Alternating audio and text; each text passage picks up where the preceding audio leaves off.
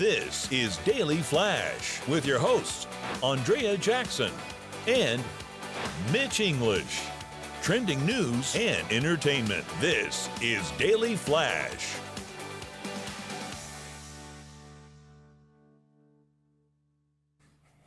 Hello, everybody. Mitch English here. And I'm Andrea Jackson. This is Daily Flash, your source for trending news and entertainment. We are so glad to have you here for Monday. I know that it was a big weekend for Matt for sure, because the big Florida Man games were happening in St. Augustine.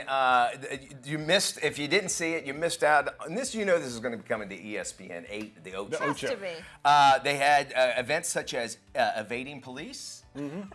Wrestling over beer. These are true. I'm not making this stuff That's up. The weekend, every weekend. My favorite I would love to see was the weaponized pool noodle duel.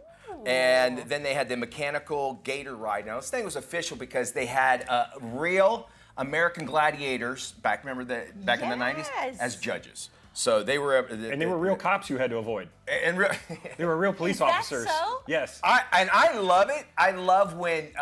because look, being in Florida, I was like, oh, the Florida story, the Florida man. They just embrace it and go with it. And why not? And God bless them. It happens in St. Augustine, and I could see this being a bigger deal next year. Did you watch the American Gladiators documentary Yes. on Netflix? Yes, I sure did. Didn't they mention that in there, that they were starting to do that? I think you're right. Yeah, I didn't put the that Florida together. Man games, toward the end, they were saying... They had an American Gladiators theater show out in Kissimmee, where all of our touristy stuff is. I remember going. Think of going, and they described it as medieval knights, but with American gladiators. Yeah. So it's just a good concept. Yeah. And when I was dating, I dated one of the cheerleaders for that. This was back in the 90s, so she wasn't still a cheerleader. This was back in the 90s. And I go, really?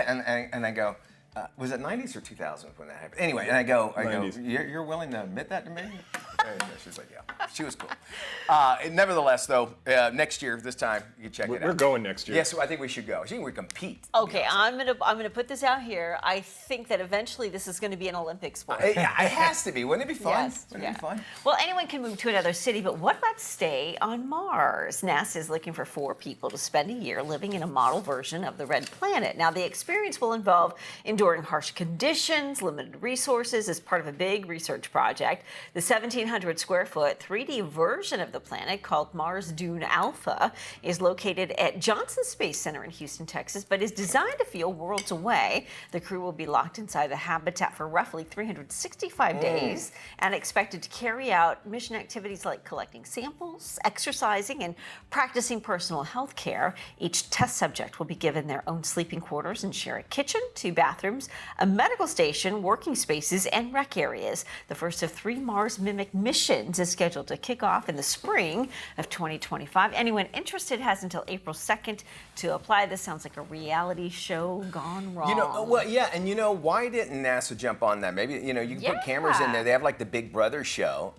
It might get more folks, now that we're on the moon, maybe more excited as far as space travel goes and get into Mars and that sort of thing. I'm surprised that they don't, but I imagine they really want to make this a serious deal and learn things. You don't need people making alliances on there and just showing off their dong to get on TV. No, but I would love Jeff Probst just to get Jeff Probst to show up, right?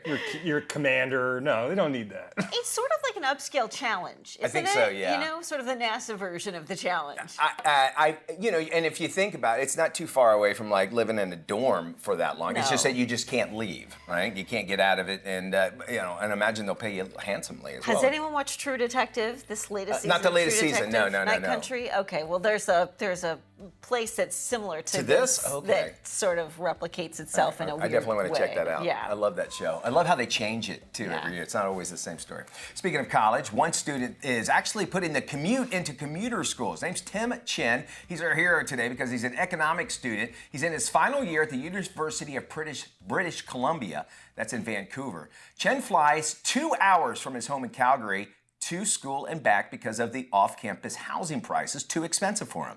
Tim takes 2 classes a week and called the unusual transportation method supercommuting, a non-stop round-trip flight from Calgary to Vancouver, about $100. But then, the conversion rate is so different. Yeah. Anyway, he spends $900 a month on living expenses while he stays there at his parents' house in Calgary, a 1-bedroom apartment in Vancouver, which is considered Canada's most expensive city, about $1,500. We got more Flash coming up right after this.